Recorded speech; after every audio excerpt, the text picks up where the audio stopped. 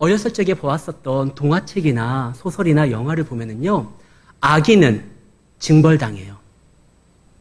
그런데 커가면서 살아오면서 보면은 주변에 꼭 악인이 멸망당하지 아니하고 득세하고 잘 되는 것들을 보게 됩니다. 오히려 의인이 고난을 당하는 경우가 많아요. 근데 이것은 21세기를 살아가는 저만의 느낌이 아니라 성경 지자들도 그러한 것을 느꼈어요. 시편 37편 다윗이요, 도대체 하나님 여호와요, 악인이 득세하고 왜 의인이 고난을 당합니까? 시편 73편 아사베 시, 어찌하여 악인이 저렇게 잘 나가고 의인은 고난 중에 있습니까? 하박국 선지자는 그의 글에서 말을 하죠. 여호와여, 살아계시면은 어떻게 이런 악이 이 땅에 넘칠 수가 있습니까? 보면은요, 악인들은 우리가 배웠었던 권선징악이 아니라 잘 되는 경우가 있어요. 에스겔서 33장 11절에 보면 하나님이 악인에 대한 당신의 뜻이 어떠한 것인지를 이야기하는 장면이 나옵니다. 너는 그들에게 말하라. 주 여호와의 말씀이니라. 나의 삶을 두고 맹세하노니 나는 악인이 죽는 것을 기뻐하지 아니하고 악인이 그의 길에서 돌이켜 떠나시는 것을 기뻐하노라. 악인이 멸망당하는 것이 아니라 돌아오는 것이 하나님의 뜻이라는 거예요. 그러면 정의는 어떻게 되는 겁니까? 그러면 공의는요? 성경에서 줄기차게 말하는 하나님의 그 심판은 어떻게 되는 겁니까? 오늘 우리는 사무엘상 24장을 통해서 하나님의 정의는, 공의는, 악인에 대한 하나님의 뜻은, 그들의 결과는 어떻게 나타나는지에 대해서 한번 살펴보려고 합니다. 다윗이 지금 엔게디 광야에 있습니다. 근데 이 엔게디 광야에 있다는 이야기를 사울이 듣게 되는 거예요. 그래서 사울이 3,000명의 군대를, 정규병들을 데리고 다윗을 죽이기 위해서 나아갑니다. 다윗이 왜 엔게디에 있었느냐? 하나님이 이스라엘을 떠나지 말라고 했거든요. 얼마든지 망명을 할 수도 있고 다른 곳에서 안전하게 거할 수도 있을 수 있는데 하나님은요, 다윗아, 너는 이스라엘을 떠나지 말아라. 그 이스라엘을 떠나지 말라는 하나님의 말씀을 지키기 위해, 그 말씀대로 살아가기 위해 지금 다윗은요, 한순간도 다리 뻗고 잘 수가 없어요. 사울이 자기를 죽이려고 하니까요. 도망자 신사입니다. 자기 혼자 그러면은 그래 뭐 어쩔 수 없지 하겠지만 자기를 따르는 600명의 사람들과 함께 해야 돼요. 그들의 자녀는 무슨 죄예요? 제대로 된 교육도 못 받고 그의 자녀들도 다 도망자 신세인 거예요. 그런데 그 결과가 바로, 이유가 하나님이 그에게 명령한 말씀 때문에 그렇다는 거 아닙니까? 이스라엘을 떠나지 말아라. 근데 다윗은요, 이 말씀에 대해서 불평하지 않아요. 오히려 이 말씀을 더욱더 확실한 하나님의 인도함이라 생각하고 붙들기 시작합니다. 경험을 했거든요. 그 옛날 다윗이요, 골리앗을 처단할 때 그때 하나님이 자기와 함께 한다는 걸 알았지만 시간이 지남에 따라 다윗이 변했잖아요. 다윗의 집에 우상이 있었잖아요. 하나님이 다윗을 다시 회복시킵니다. 그러면서 그일라라는 곳에서 다윗이요, 구원을 이루어요. 다윗아, 네가 그일라를 구원해라. 갔더니만 정말 하나님의 놀라운 역사로 승리를 맛보게 됩니다. 그런데 다윗에게 절체절명의 위기의 순간이 돌아오게 됩니다. 뭐냐면 그일라에서 배신을 당해요. 하나님 어떻게 합니까? 떠나라. 그러나 이스라엘을 떠나는 건 아니고 그일라만 벗어나라. 그래서 간 것이 10광야라는 곳이에요. 왜 그러냐면 이 10광야로 왜 그곳으로 갔냐면 다윗의 지파가 유다 지파잖아요. 유다 지파 안에 10족속이 있습니다. 그들이 관리하는 그 광야로 간 거예요. 그런데 이 10족속들이요, 다윗을 밀고 합니다. 지금 사울이요, 다윗을 찾아서 막 헤매다가 10족속을 만난 게 아니라 사울은요, 헤매다가 다윗을 못 찾아요. 그래서 자기의 기브아에 가요. 그곳에서 자기의 왕궁이 있는 곳에 있는데 이 10족속 사람들이 다윗을 밀고 합니다. 굳이 기브아까지 가가지고, 왕이요, 다윗이 지금 우리의 관할 지역에 있습니다. 그 광야에 있습니다. 이때 사울이 다윗을 죽이려고 합니다. 이제 다윗은 꼼짝없이 죽게 되었어요. 왜 그러냐면 이 10광야는요, 마치 이게 울타리에 가둬놓은 것처럼 입구가 분명해요. 빠져나갈 출구가 분명해요. 거기만 막으면 돼요. 그럼 다윗은 꼼짝없이 죽게 되는 거예요. 자기의 지파, 유다 지파의 10족속이 자기를 배신할 거라는 꿈에도 생각을 못했는데 다윗이 이제 죽게 됩니다. 그때 하나님이 간섭을 해요. 다윗이 할 수 없을 땐 하나님이 역사하는 거 아닙니까? 어떻게 되냐면 갑자기 블레셋 군대가 전면전으로 이스라엘을 공격해 옵니다. 그일라라는 지역을 공격할 때는 그냥 곡식만 뺏어가는 거예요. 그런데 10광야에 있었을 때 다윗이요, 블레셋의 공격은 그냥 단순한 약탈 전쟁이 아니라 아예 전면전이에요. 그러니까 사울 왕이 다윗을 쫓으려고 하다가 이게 나라의 존폐의 위기가 걸려 있으니까 어쩔 수 없이 다시 블레셋과 싸우러 나아갑니다. 그때 다윗이 확신하는 거예요. 하나님은 나를 보호하시고 생명싸개로 나를 둘러주시고 혹 내가 절체절명의 위기에 있을 때는 심지어 적을 들어서도 나의 생명을 보호하시도록 움직이시는 분이구나. 그래서 다윗이요, 그냥 엔게디 광야, 그래 여기 있어야지 그랬는데 사울이 다윗을 죽이려고 지금 쫓아와요. 다윗이 이제 피합니다. 하나님이 나를 지켜주시지만 내가 할 수 있는 부분은 최선을 다해서 해야 되니까 일단 굴에 숨어요. 근데 이 사울이요, 그 굴에 들어갑니다. 오늘 우리가 읽고 있는 이 성경에서는 뒤를 보기 위해서라고 되어 있는데 시브리 원문에는 발을 가리우기 위함이라고 되어 있어요. 그래서 우리 예전의 책에는 발을 가리움이라고 되어 있습니다. 예전 성경에서는. 근데 이 발을 가리운다는 것은 두 가지 뜻이 있어요. 하나는 용변을 본다는 거와 또 하나는 낮잠을 잔다는 거예요. 근데 용변 보는 쪽에 약간 무게가 실려서 우리 성경에는 그냥 뒤를 보기 위해서라고 되어 있습니다. 아마 그 전날 뭐가 잘못 먹었는지 속이 뒤틀려가지고 용변을 보러 들어간 거예요. 아니면 낮잠을 자러 들어간 거예요. 근데 그 굴 안에 다윗과 부하들이 숨어 있었습니다. 다윗을 죽이려고 3,000명을 데리고 왔지만 용변을 보기 위해서, 낮잠을 자기 위해서는 경호원이 필요한 게 아니잖아요. 혼자 들어갔는데 거기에 다윗과 부하들이 있는 거예요. 이 부하들이 다윗을 충동합니다. 왕이여, 여호와께서 당신에게 저 원수를 손에 붙였습니다. 그러니까 죽이십시오. 사울이 죽으면 그날로 다윗은요, 도망자에서 왕으로서 바뀝니다. 다윗의 부하들은요, 그동안 다윗을 따라 도망자 신세였고 다윗이 없었을 때는 환난당하고 원통했었던 사람인데 한순간에 인생 역전되는 거예요. 다윗의 내각으로 들어가는 겁니다. 왕이요, 여호와께서 붙인 겁니다. 죽입시다. 근데 다윗이요, 그 말을 듣지를 않아요. 죽이지를 않아요. 왜 그러느냐? 다윗은요, 이제 시선이 좀 달라진 거예요. 예전에는 다윗은요, 우리와 마찬가지로 가해자와 피해자 딱 요 두 가지로 생각을 했어요. 나를 힘들게 하고 어렵게 하는 자들은 가해자, 나는 피해자. 근데 내가 또 누군가의 가해자가 될 수가 있어요. 근데 가해자 피해자였는데, 그러니까 사울이요, 다윗이 너무나 서운했어요. 내가 누군데? 당신의 사위고 당신의 군대 장관이고 당신을 위해서 생명을 던지고 움직였는데 어떻게 나한테 그럴 수 있어? 원망스럽고 서운하고, 또 다윗은 사울을 적이라고도 생각을 했습니다. 나는 피해자고 당신은 가해자고. 근데요, 이런 이분법적 사고만 가지고 있으면 우리가 세상을 살아갈 수가 없어요. 원통하고 속 터져서 하루도 제대로 숨 쉴 수도 없어요. 다윗도 그랬어요. 그래서 다윗이 쫓겨다녔을 때 그의 시를 보면 하나님 원통합니다. 어찌하여 나를 버리시나이까? 막 이런 고백을 하거든요. 그런데 다윗이 서서히 바뀝니다. 하나님이 나를 보호하시고 하나님이 나를 인도하시고 하나님이 개입하신다는 사실을 아니까 이제는요, 가해자 피해자가 아니라 하나님으로 인하여 그 상황을 재해석하기 시작합니다. 하나님이 나를 보호하시고 인도하신다고 하면 분명히 여기에도 뜻이 있을 거야. 내가 그동안 하나님 말고 우상까지도 내 집안에 끌어들였는데 하나님이 철저하게 나를 다시 훈련시켜가지고 하나님의 위대한 나라를 건설하는 왕으로 세워주시려고 준비하는 거야. 그 일에 지금 사울이 동원되는 거고, 사울은요, 돈 줘도요 그렇게 사명감 있게 다윗을 훈련 못 시킬 겁니다.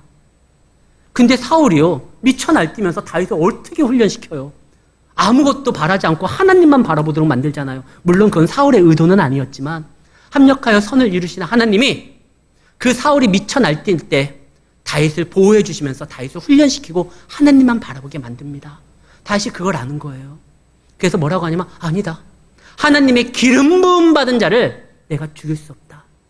전에는 적이라고 생각하고 서운했는데 이제는요, 하나님으로 인하여 다시 그 상황이 재해석되니까 다윗이 사울한테 뭐라고 하냐면, 그는 하나님의 기름 부음 받은 자다. 그래서 내가 칠 수 없다. 이 부하들이 답답한 거예요. 아니라고, 이건 기회라고. 근데 부하들의 눈빛이 조금 달라지는 것 같아요. 왜 그러냐면 다윗은 믿음으로서 훈련돼서 막 이렇게 성장해 나아가는데 부하들은 아직 거기까지 못 쫓아오고 있어요. 너무나 힘든, 지친 나머지 그 도망자의 삶이, 천상 수배자의 삶이 얼마나 어렵겠어요. 내 자녀 교육도 못 시키잖아요. 내 아이 장가도 못 보내잖아요. 안정된 삶을 꾸릴 수도 없잖아요. 영끌해가지고 아파트도 사야 되는데 살 수도 없어요. 도망자야 되니까. 그러니까 빨리 이 상태 정리하고 당신이 왕이 되면 얼마나 좋습니까? 당신이 우리의 리더라는 걸, 당신이 차세대의 왕이라는 걸 우리한테 보여주십시오. 증명하라 이거예요. 어떻게? 사울을 죽이면서. 근데 다윗이 그 얘기를 듣지를 않아요. 이거는 분명히 하나님의 뜻 아니야. 왜? 하나님이 사울을 기름 부을 때 2번이나 기름 부어요. 사무엘이 그 나귀를 찾았었던 사울에게 기름 부었고, 나중에 왕으로 등극할 때 또 기름 부어요. 2번이나 더블로 기름 부음 받은 자가. 하나님이 세웠으면 하나님이 패하겠지, 내 손을 들어서 그를 치는 거 아니야. 하나님은 분명히 나에게 사울을 죽이라고 명령하신 적도 없고 이건 아니야.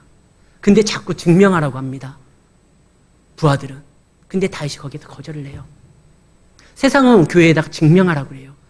교회가, 목사는, 성도는 이래야지. 어떻게 교회가 이기적이고 목사가 저럴 수가 있고 성도가 이럴 수 있고 교회는 이래야 된다. 우리가 그것을 그들을 이해시키고 설득시키기 위해서 그들이 말하는 대로 행함으로 증명할 필요는 없어요. 착각하면 안 돼요. 사단이 딱 그래요. 사단이 예수님한테 나타나서 뭐라고 하죠? 하나님 아들이면 이 돌을 떡 만들어봐. 하나님 아들이면 높은 곳에서 뛰어내려봐. 그게 하나님 아들과 무슨 상관이에요? 예전에 품행제로라는 영화가 있었습니다. 그 영화에서 여자 주인공으로 나오는 공효진이 그 학교 일진이에요. 자기가 좋아하는 남자, 그 남자가 자기 말고 딴 여자를 좋아해요. 그러니까 그 여자애를 막 괴롭혀요. 너 그 남자애 정말 사랑하면 음식물 쓰레기를 막 그 앞에 부어주고 이거 먹어. 사랑하면 먹어. 아니, 누구를 사랑하는 거와 음식물 쓰레기 먹는 거랑 뭔 상관이에요? 근데 또 그걸 또 먹어요.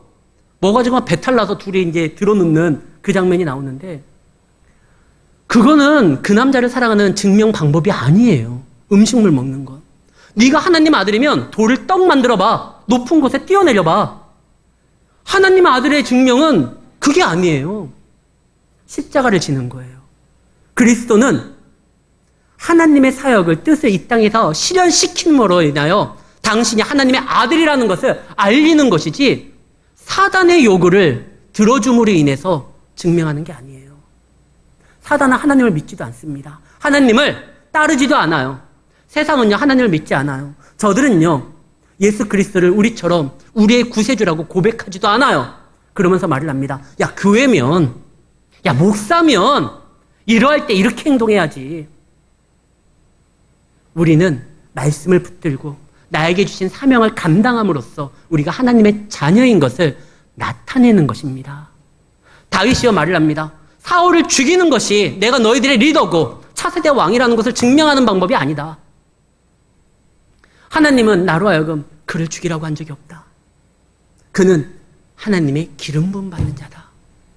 그러면서 자기가 해야 될 것을 합니다. 다윗은 확신하고 있었거든요. 자기가 어떻게 왕이 되는지 알지는 못해요. 그러나 분명한 건 하나님이 자기를 통해서 이 땅에 하나님의 나라를 건설한다는 건 알았어요. 그래서 기름 부음 받았다는 걸 알아요. 그리고 이 훈련이 그것을 위한다는 걸 알아요. 하나님이 다윗을 향한 최종 목적이 왕으로 세우는 거 아닙니다. 만약에요, 다윗이 하나님께 받은 최종 미션이 왕이 되는 거라면 죽이는 게 맞아요. 그러나 하나님은 다윗을 통해서 단순한 왕이 아니라 제사장 같은 왕이 돼서 이 땅에 예배를 다시 회복시키고 하나님의 거룩한 나라를 건설하는 왕을 세우기를 원하는 거예요. 그래서 쉽게 왕이 되는 것이 아니라 훈련을 받고 또 고난을 당하고 쫓김을 당한다 할지라도 그 과정에서 하나님의 인도함을 경험하면서 하나님의 때에 세워지는 왕을 원하시는 겁니다. 사랑하는 성도 여러분, 아간이요, 우리가 잘 아는 여리고성을 정복하고 그 여리고성을 정복했을 때 모두 다 하나님 앞에 드려야 돼요. 왜? 이 전쟁이 약탈 전쟁이 아니라 침략 전쟁이 아니라 하나님의 거룩한 뜻을 드러내는 전쟁이라는 걸 알리기 위해서 여리고성은 다 하나님 앞에 드리는 거예요. 거기에 있는 거 가지면 안 돼요. 근데 아간이 갔잖아요. 외투 한 벌과 금덩어리를 갔어요. 그래가지고 망해요. 그 옷 걸쳐보지도 못하고 그 금 써보지도 못하고 끝나요. 아간은요, 내가 이때 챙기지 않으면 안 된다고 생각했지만 하나님은요, 아니 그건 다 드리면 그 다음부터 여리고 말고요, 나머지 가나안 성을 29개를 점령합니다. 그때서부터는 그들의 필요를 채워줘요. 그건 같지만 첫 번째 스타트는 하나님께 드려라. 이 전쟁의 성격을 알려주기 위해서 그래요. 근데 아간이 챙기자가 그만 끝났잖아요. 하나님께서는요, 먼저 드리라고 하고 그분을 위해서 살아가라고 했을 때 우리가 아유 저거 아까운 거 걱정할 필요 없어요. 우리를 위해서 준비하신 것이 더 많아요. 그것을 알아야 됩니다. 다윗이요, 지금 사울을 딱 죽이면 도망자신세 끝나고 그냥 왕이 된 걸로 이제 뭐 모든 것이 끝났다 생각할 수 있지만 하나님은 그러고 싶지 않아요. 너는 괜찮은데 아직 너를 따르는 그 부하들은 더 훈련받아야 돼. 왕이 혼자 잘하면 안 되잖아요. 내각이 잘해야 되잖아요. 그러니까 그 자녀들, 그 600명의 사람들 아직 훈련을 더 돼야 되니까 아직 좀 더 너가 도망 다니면서 훈련받고 구원 사역을 이루어야 돼. 이게 하나님의 뜻이에요. 근데 다윗이요, 그 순간 자기 부하들에게 자기를 증명하기 위해서 사울 왕을 죽이는 것이 아니라 주님의 뜻에 자기를 맡깁니다. 어떻게 왕이 될지는 모르지만 하나님께서 실수하지 않은 당신께서 나를 인도하시고 나를 세우시고 나와 함께하는 자를 거룩한 공동체로 만든 다음에 이 땅에 흔들리지 않는 예배 공동체를 이루시겠지. 그래서 그냥 맡겨요. 믿는 자에게는 여유가 있어요. 우리가 2002년 월드컵 때요, 그때 아마 그 해에 계속적으로 하이라이트를 보여줍니다. 예선전 또 보여주고 16강전 또 보여주고 막 요즘에도 나오더군요. 요즘에도 가끔가다 나와요. 그 골든골 넣고 안재환이 막 반지 키스하고 막 하는 장면 지금도 나와요. 근데 2002년에 계속 보여주는데 우리가 생중계할 때는 조마조마하잖아요. 야 이거 어떡하냐, 이제 어떡하냐, 떨어지는 거 아니냐. 근데 결과를 다 안 다음에 그 다음에 하이라이트 보여줄 때는 여유롭죠. 아 여기에서 이제 박지성이 골 한번 넣겠지. 결과를 안 다음서부터는 여유가 있어요. 하나님께서 우리를요 책임져 주시고 인도하시고, 다윗은요 여기에서 죽을 수가 없어요. 죽고 싶어도 못 죽어요. 왜? 다윗에게 하나님이 기름 부었잖아요. 아직 다윗을 통해 가지고 하나님께서 그 나라를 건설하는 거 시작도 안 했어요. 그래서 다윗은 분명히 왕으로 세워지고 움직여질 거예요. 그러니까 지금 고난이 있다 할지라도 내가 성급하게 앞서서 그거 빨리 없애버리고 끝내려고 하지 않고 하나님께 자기를 맡깁니다. 맡길 수 있는 건 믿음이 있기 때문에 그러는 거예요. 믿음 있는 사람들은 하나님의 살아계심을 알기에 순간 당황은 할 수 있어도 거기에서 무리수를 더 가지고 넘어지진 않습니다. 하나님이 책임져 줄 거를 다윗이 생각하는 거예요. 그래서 옷만 쫙 잘라요. 근데 5절에 보면은요, 다윗이 그 옷을 찢었을 때 다윗의 마음이 찔려라는 말이 나와요. 왜 다윗이 마음이 찔렸을까요? 왕의 옷을 훼손했습니까? 감히 신하가 왕의 옷을 잘랐으니까 그래서 그런 게 아니에요.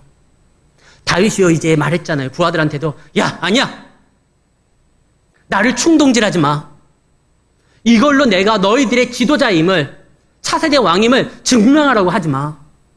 그는 하나님이 기름 부은 거고 나는 나의 때가 아닌 하나님의 때에 세워질 거야. 그를 죽일 수 없어. 하나님이 안 된다 싶으면 하나님이 칠 거야. 그러면서 옷을 탁 잘라요. 왜? 내가 그 현장에 거기에 있었다라는 것을 알리기 위해서 탁 잘라요. 그 자른 때 왜 마음이 찔렸냐? 근데 자를 때 자기도요, 확 찌르고 싶은 거예요. 부하한테는 야냐! 얘기는 했지만 막상 그 현장에서 옷을 잘리려고 할 때, 진짜 이거 한번 푹 찌르면 자기 왕 되는 거잖아요, 그날부로. 그래, 다윗도요, 말은 그렇게 하지만, 목사도요, 설교할 때는 막 천사의 말을 다 하지만, 막상 그 현장에서 여러분들과 똑같은 상황에 있었을 때, 저도 순간 범죄하고 싶을 때가 늘 그런 충동이 있는 거예요. 다윗도 마찬가지예요. 야, 내가 이제 옷을 이거 자르려고 하다가, 어떡하지? 그냥 미친 척하고 찔러버려? 아니면 자르다가 이게 손이 좀 이렇게 나가가지고 찔렀다고 할까? 그런 마음이 순간 든 거예요. 그래서 하나님 앞에 너무나 죄송스럽다는 겁니다. 그게 마음이 찔린 거예요. 그만큼 다윗이 지금 영이 살아있다는 겁니다. 다윗이 비록 도망자고 쫓겨다녔지만 훈련되는 과정에서 다윗은요, 오히려 그 어느 때보다 그의 영이, 그의 신앙이 건강하게 채워지고 있었던 겁니다. 그 순간 찔릴 수도 있잖아요, 사실. 그러나 아니야, 이건 하나님의 뜻이 아니야. 내가 아까도 부하들한테 그렇게 말을 했었는데 찔르면 안 되지. 근데 내가 그 마음을 가졌다는 게 하나님 앞에 너무 죄송스러운 거예요. 참 다윗이 이제 건강해지는 과정입니다. 근데 이러한 그 공굴에서 이런 복잡한 일들이 있었다는 걸 꿈에도 생각 못하고 일처리가 다 끝났었던 사울이 굴 밖으로 나갑니다. 그때 다윗이 말을 하죠. 왕이여, 어찌하여 이상한 소문만 듣고 나를 죽이려고 합니까? 다윗은요, 소문에 움직이는 사람이 아니에요. 소문에 흔들리는 사람이 아니에요. 하나님의 말씀을 붙들은 자는요, 웬만하면 흔들리지 않아요. 확실한 진리의 말씀을 붙들고 있으니까요. 근데 사울은요, 확실한 하나님의 말씀을, 그 말씀을 증거하시는 하나님이 어떠한 분이신 것을 잘 모르니까 자꾸 소문에 움직여요. 그래서 아까 말씀이 뭐라고 합니까? 8절에 보면 다윗이 굴에서 일어나서 엎드려서 절하면서 말을 하되, 9절, 사람들의 말을 왕은 어찌 들으십니까? 내가 당신을 죽인다라는 그 뜬 소문을 어떻게 믿고 나를 이렇게 해하려고 다닙니까? 왕이여, 정신 차리십시오. 당신을 왕을 세운 분이 하나님입니다. 누가 패하겠습니까? 하나님이 패하시기 전까지는. 그리고 저는 누굽니까? 당신이 세운 군대장관이고 사위 아닙니까? 그리고 기름 부음 받은 자 아닙니까? 어떻게 당신은 사람들의 소문만 듣고 나를 죽이려고 합니까? 눈을 좀 뜨십시오. 그러면서 이 옷자락을 보십시오. 당신을 하나님께서 내 손에 붙였습니다. 그 말은 하나님이 다윗으로 하여금 사울을 죽이라는 것이 아니라 너에게 마지막으로 사울의 운명을 맡길 테니까 하나님은 꼭 달아보셔요. 그것이 진짜인지 아닌지 스스로 알게 하기 위해서. 네가 아까 했었던 그 고백, 그 말들이 네가 정말 실천할 수 있는지. 하나님이 당신을 나의 손에 붙였지만 내가 내 뜻이 아니라 하나님의 뜻에 맞추어가지고 당신을 살렸습니다. 근데 어찌하여 나를 자꾸 죽이려고 합니까? 이게 다윗의 고백이었어요. 그러니까 다윗의 이 말을 듣고 사울이요, 정신이 돌아와요. 16절에 보면은요, 다윗이 사울에게 이같이 말하기를 마침에 사울이 이르되, 내 아들 다윗아. 우리 알고 있죠? 아히멜렉을 죽일 때, 제사장을 죽일 때 사울은요, 다윗이라는 말을 입에 담기도 싫어서 이새의 아들놈이라고 그랬어요. 다윗이라는 이름 안에 있는 하나님의 약속과 비전과 꿈과 계획을 인정하고 싶지 않아서 다윗이라는 말을 입에 담기도 싫었어요. 그래서 아히멜렉을 죽이려고 했었을 때 그때 이새의 아들놈이 다윗을 말 안 해요. 그런데 다윗의 그 믿음의 행동을 보고 사울이 영향을 받아서 정신이 돌아와요. 내 아들 다윗아. 또 다윗을 보통으로 칭한 게 아니라 아들이라고 말을 합니다. 내 아들 다윗아, 너냐 정말 이 목소리가. 사랑하는 성도 여러분, 여러분들을 미워하고 핍박하고 박해하는 이들이 누구인지 저는 잘 몰라요. 가족일 수도 있고 나와 함께 생활을 하는 직장 동료일 수도 있고 이웃일 수도 있고. 그러나요, 우리가 바르게 신앙생활하고 우리가 바르게 하나님의 자녀로서 말씀에 붙들린 상태에서 움직인다고 하면 언젠가 제정신이 돌아와서 우리에게 말을 하죠. 어떻게 해야 우리가 구원을 얻고 믿음의 길을 갈 수 있는지. 사도행전 16장 30절입니다. 거기에서 보면 그 간수장이 이런 말을 해요. 그들을 데려오고 이르되 선생님이여 내가 어찌하여 하였지 구원을 받을 수 있습니까? 간수장이 죄수한테 물어보는 거예요. 선생님, 제가 요즘에 기도 제목이 바뀌었어요. 하나님, 세상이 교회를 너무나 모릅니다. 믿음이 뭔지를 모르고 자꾸 우리에게 증명하라고 하고 우리를 가르치려고 하고 합니다. 저들의 무지함을 깨닫게 해주시고 멸해 주지 마, 이런 게 아니라 하나님, 저들이 우리의 믿음을 통해서 제정신이 차리고 다시 교회 문을 두드리고 교회에 요청을 하고 교회에다 제발 이 나라를 위해서 기도해 달라고 그렇게 간구할 수 있게 해주십시오. 다윗이 하니까 그 반미치광이 사울이 돌아옵니다. 내 아들 다윗아, 이것이 너의 음성이냐? 그러면서 뭐라고 말을 하죠? 나는 너를 죽이려고 했는데 너는 나를 살렸구나. 네가 나보다 선하다. 16절에서부터 쭉 그 얘기 나오다가요, 20절에 놀라운 고백을 다윗이 합니다. 사울이 합니다. 보라, 나는 네가 반드시 왕이 될 것을 알고 이스라엘 나라가 네 손에 견고히 설 것을 아노라. 이 고백이 누구 고백인 줄 아십니까? 바로요, 앞장에 등장하는 23장이에요. 다윗이 요나단을 만나요. 쫓기는 과정에 다윗이 요나단을 만나는데 요나단은 믿음의 사람이잖아요. 요나단이 그 말을 해요. 우리 아버지 다음에 너다. 나는 네 밑이다. 네가 왕이 될 것이다. 믿음의 사람 요나단의 이 고백을 정신 차린 사울이요, 그대로 말해요. 나 다음엔 너고 너를 통해서 이 나라가 견고하게 세워질 걸 내가 안다. 사랑하는 성도 여러분, 저들이 몰라서 그래요. 그러나 우리가 바른 믿음을 가지고 바른 신앙을 접하고 행동한다고 하면 다윗이요, 그 흔들리는 과정에서 무엇을 알았냐? 말씀을 붙들었거든요. 레위기 19장 18절 말씀입니다. 거기에서 하나님이 분명히 이스라엘에게 이렇게 말씀하셨어요. 원수를 갚지 말고 동포를 원망하지 말고 내 이웃 사랑하기를 내 자신과 같이 사랑하라. 나는 여호와다. 사울, 네 원수 아니야. 네가 갚지 마. 그리고 그는 너의 동족이잖아. 너의 왕이잖아. 다윗이 이 말씀을 붙들고 부하들을 자꾸 설득시켜가지고 죽이지 않잖아요. 결국 어떻게 됐죠? 도망자 신세로 끝나는 것이 아니라 정말 하나님께서 원했던, 하나님 마음에 합했던 왕으로서 등극하게 됩니다. 그래서 이 다윗이 이 고백을 끝까지 붙들어요. 그래서 여호수아 1장 8절을 보면 하나님이 이스라엘 백성에게 주셨던 그 말씀, 네가 이 율법을 좌로나 우로나 치우치지 않고 지키면 어디를 가든지 형통하리라.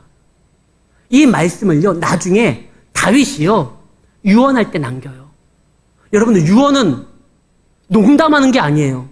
유언은 내가 마지막 생명의 진액을 짜가지고 내 유족에게, 내 자녀에게, 내 아내에게, 남편에게 마지막으로 꼭 전할 그 말을 전하는 거예요. 여기 아직 유언해 보신 적 없죠? 아직 하면 안 돼요. 근데 유언을 할 때요, 다윗이요, 열왕기상 2장 3절에 자기 아들 솔로몬한테 이 말을 해요. 이거 유언의 말이에요. 내 하나님 여호와의 명령을 지켜 네가 그 길로 행하여 그 율례, 법률과 계명과 율례와 증거를 모세에 기록된 대로 다 지켜라. 그럼 네가 무엇을 하든지 어디를 가든지 형통할 것이다. 이것이 다윗의 유언이에요. 죽으려고 숨 꼴딱 넘어가려고 할 때 여호와의 말씀을 지켜라. 어디든지 형통하리라. 다윗이 그 삶을 살았으니까 이 유언을 한 거 아닙니까? 이때의 고백이에요. 정말 내가 힘들고 순간 내가 빨리 왕이 될 수도 있었지만 하나님께 나를 맡긴다. 하나님이 분명히 나를 세울 것이다. 하나님이 나를 통해서 역사할 것이다. 그 이야기를 이제 누구한테 듣습니까? 적에게 듣잖아요. 진짜 정의와 공의는요, 적이 멸망하는 것이 아니라 적이 우리를 인정하는 거예요. 예수님이 십자가를 달 때 너 내려와라 막 욕했잖아요. 근데 예수님이 십자가에 달리고 그들을 위해서 용서했을 때 심지어 그를 십자가에 못 박았었던 백부장이 그는 참으로 하나님의 아들이다 인정하잖아요. 그때 수많은 이스라엘 백성들이 예수님을 조롱했었지만 그들이 그가 나의 구주, 나의 하나님임을 고백하잖아요. 이게 진짜 정의 실현이에요. 이게 진짜 믿는 사람들의 공의 실현이에요. 저까지도 인정하게 만드는 거예요. 사울이 이제 제정신이 돌아옵니다. 그러나 여기서 안타까운 게 뭐냐면 사울이 제정신으로 돌아와서 이 놀라운 고백을 한 건 자기의 믿음과 자기의 신앙과 자기의 어떠한 주를 향한 마음에서 우러나온 고백은 아니에요. 다윗 때문에 한 고백이에요. 그러면 사울이 정신 차리고 신앙인으로서 제대로 살아가려면 그 왕위를 다윗에게 주면 돼요. 다윗을 세운 하나님을 인정하면 돼요. 비록 네가 아직 왕으로서 등극하기에 훈련이 필요하니까 내가 왕이지만 실질적 왕은 너다. 그러니까 이제 후계자 훈련을 받자. 그랬으면요, 사울이 그렇게 되지 않았을 거예요. 비록 사울이 놀라운 고백을 했지만 다윗과 사울이 이내 또 헤어집니다. 그러니까 또 미친 거예요. 그가 살 수 있는 방법은 붙는 거죠. 우리가 살 수 있는 유일한 방법은 하나님의 은혜 안에 머물고 우리에게 은혜의 사각지대를 없애는 겁니다. 항상 은혜에 노출을 시켜야 되는 거예요. 그럴 때 하나님의 놀라운 역사가 우리를 통해서 이루어질 수 있다는 것이죠. 말씀을 맺습니다. 하나님은 여러분들을 사랑하십니다. 그리고 여러분들을 책임지십니다. 하나님은 여러분들 하나하나에 성령으로서 기름 부었고 여러분들을 왕같은 제사장으로 삼았습니다. 우리가 어떻게 큰 일을 벌이는지 우리는 아직 잘 몰라요. 그러나 우리가 알 수 있는 분명한 거, 하나님은 살아계시고 나를 향한 하나님의 계획은 반드시 이루어지기에 내가 지금 현재 해야 될 거와 하지 말아야 될 것을 구분해서 바르게 믿음 안에 쓴다고 하면 우리가 갈 길은 잘 모르지만 정확하게 길을 하시는 시편 23편 여호와는 나의 목자시니 목자 대신 길에 대해서 너무나 분명하게 하시는 하나님이 우리를 분명히 인도하시고 우리를 푸른 초장 맑은 물가로 이끄실 겁니다. 사랑하는 성도 여러분, 믿음을 잘 지키십시오. 흔들릴 때 말씀을 붙잡으십시오. 소문에 의해서 움직이는 것이 아니라 진리의 말씀 가운데 스물이 인하여 승리하는 우리 성도님들이 되시기를 예수의 이름으로 축원합니다.